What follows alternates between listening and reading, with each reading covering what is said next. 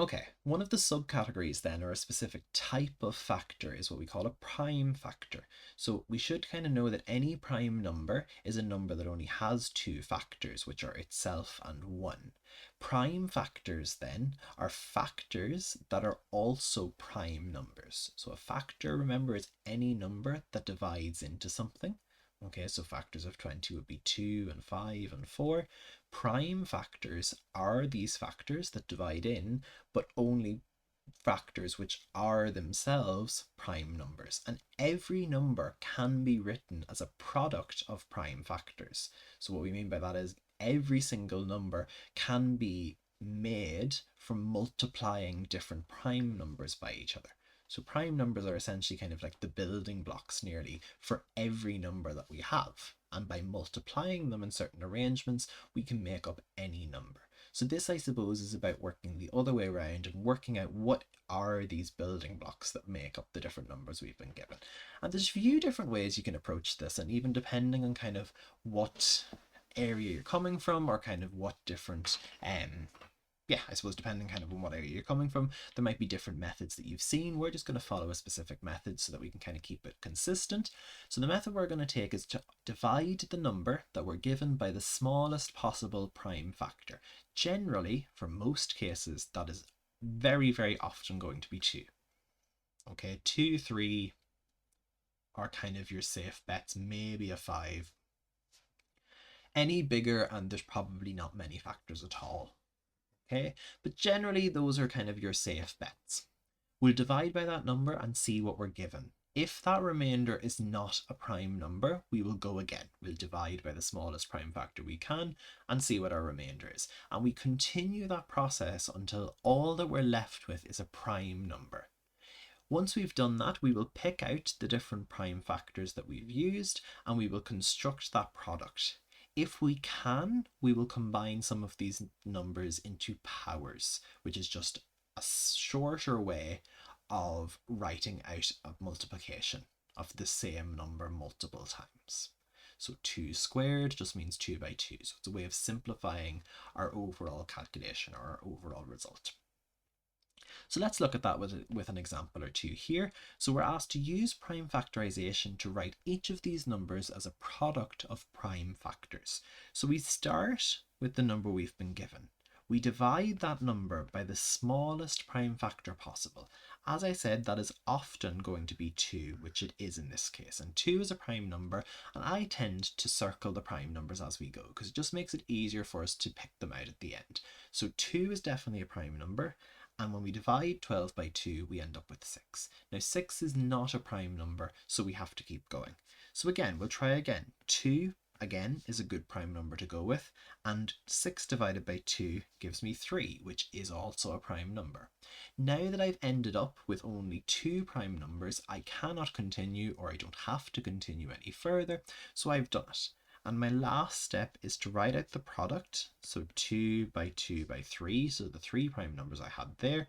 And what we said was if we can as well, we will simplify down. So this is 2 2's multiplied by each other, or 2 multiplied by itself twice.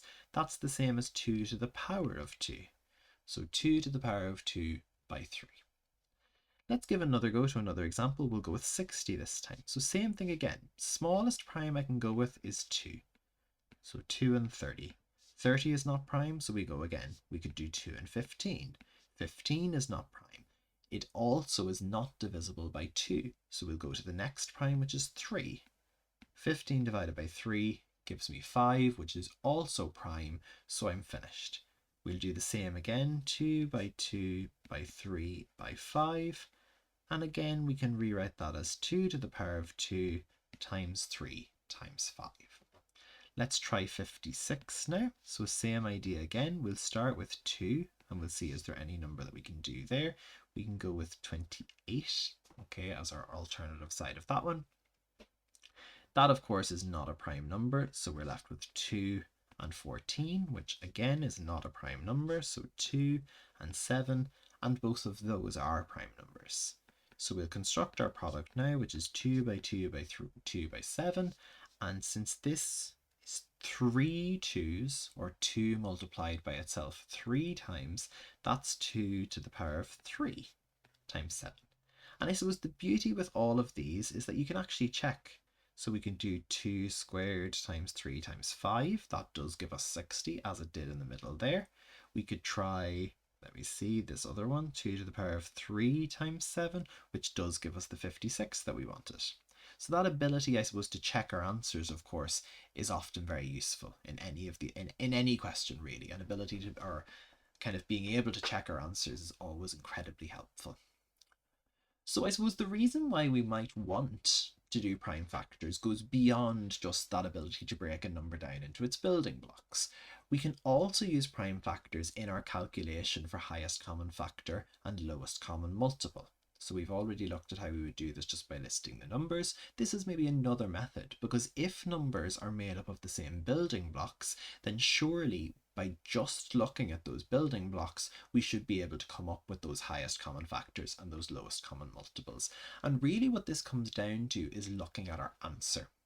If we want the highest common factor, that is the biggest number that divides into all of the numbers that we're looking at, we are going to look at the prime factors that each of the numbers we've found have in common, because obviously these are factors, these are numbers that divide in. So to get a common factor, it needs to be numbers that divide into all of them.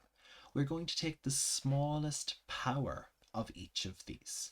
So we're literally taking the smallest number or the smallest power of each of those factors that are common to those numbers, and we will multiply those to get our highest common factor. So let's just start our example and do that calculation first of all for highest common factor. So starting with 120, we go through our steps. We start with 2, and obviously the other side would be 60. Next we have 2 and 30. Then we have 2 and 15. And then of course we have 3 and 5. So 2 by 2 by 2 by 3 by 5, or 2 to the power of 3 by 3 by 5. Let's do 252 next. So 252, again, divided by 2, first of all, is going to be 100 and, which now? 126. 126 divided by 2 again is going to be 63. 63 divided by 2 does not go, so let's try 3. So 63 divided by 3 is 21. 21 is still not prime, so we can get 3 and 7. So we have 2 by 2 by 3 by 3 by 7, or 2 squared by 3 squared by 7. So what I've said is we're going to look for common factors. So even just looking at the factors, even looking at this first row, first of all, we should hopefully see that they definitely have 2's in common. And if we even get further about it, they both have a 2 by 2. They both definitely have 2 2's as their factors, in the same way as they both definitely have at least 1 3. Now I know that the 252 has an extra 3, the 120 has an extra 2, but if we're just looking at ones they have in common, they definitely have 2 2's and they definitely have 1 3. If we follow the rules that I laid out at the start, we said that we need to look for the numbers they have in common. So the factors they have in common are 2 and 3. I then said we were going to go with the smallest power for each of those. So we've said 2 and 3 are the factors they have in common.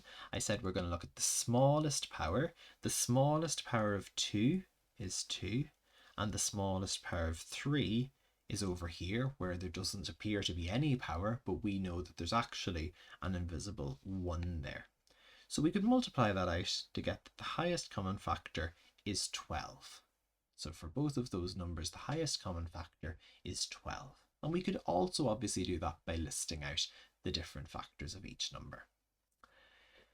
Obviously, we want to be able to do more than just highest common factor, so we could look at lowest common multiple as well. Here, the method is very, very similar. So to get the lowest common multiple, we list out the prime factors as we did, but this time, instead of only looking at the ones that are common in terms of the factors, because we're looking at multiples, we are going to get all of the prime factors that appear across the number. So what I mean by that is, if we look at our example here, the different prime factors that have shown up here are 2, we had a 3, we had 5s, and we had 7s. Those all appear across this calculation. And we're even going to go a step further and take the largest power of each of those. So the most amount of 2s I had was 3. The most amount of 3s I had was 2. And then for each of the 5 and the 7, I only had 1. And we can do that calculation then to see what the highest common factor is for these numbers. And it works out being quite large here for this one, 2520 for these two numbers here. So the highest common factor is 2520, which is a large enough number, but if we look at the two numbers, they didn't have a huge amount of factors in common, and that I suppose often does mean that the multiples have to go fairly far to kind of account for that. So I suppose that's using our prime factors to find those highest common factors and those common multiples. The reality is, for most of the calculations you do, it will probably just be easier to pick out the factors, to just list the factors or list the multiples and pick it out in that way. But I suppose this is just an alternative method that we could take. We'll do one more quick example maybe of this calculation. Let's do, let me see, 24 and 60 maybe. So let's look at this. So 24, let's do the prime factors first. So we have 2 and 12. We have 2 and 6, we have 2 and 3. So the prime factorisation is 2 to the power of 3 times 3. Let's do 60 next. So 2 and 30, 2 and 15, 3 and 5. So 2 squared by 3 by 5. So finding the highest common factor first, we look for those factors that they have in common. That would just be 2 and 3, and we take the smallest power of each, so 2 to the power of 2, and the 3 is good to go. That would be 12. That seems reasonable to me in this case. Okay, that seems reasonable to me in this case, that 12 would be the highest common factor of the two, because we know obviously it is a number that divides into both, and it's kind of the largest factor for 24 before 24 itself. So that kind of makes sense. Lowest common multiple wise, we take every factor that has appeared, so here that's 2, 3 and 5, and we take the largest power of each, so that means just putting 2 to the power of 3 times 5, and that gives us 120. And again, that seems like a reasonable multiple. It's the second multiple for 60. It's literally 60 and then 120. So that seems like a reasonable multiple. It's the fifth one for 24. So that lines up quite nicely for us. So that ability to pick out the multiples from the prime factors can be quite useful. It can be quite quick. And I suppose for really big numbers, this would definitely be a more feasible method than listing out all those multiples or all those factors even. But definitely for smaller sets of numbers, it may just be easier to list them out for yourself. But definitely important to just follow those steps to list out everything as best you can in an ordered way as possible, circling the prime numbers, writing out your product, and then grouping them together using powers if you can.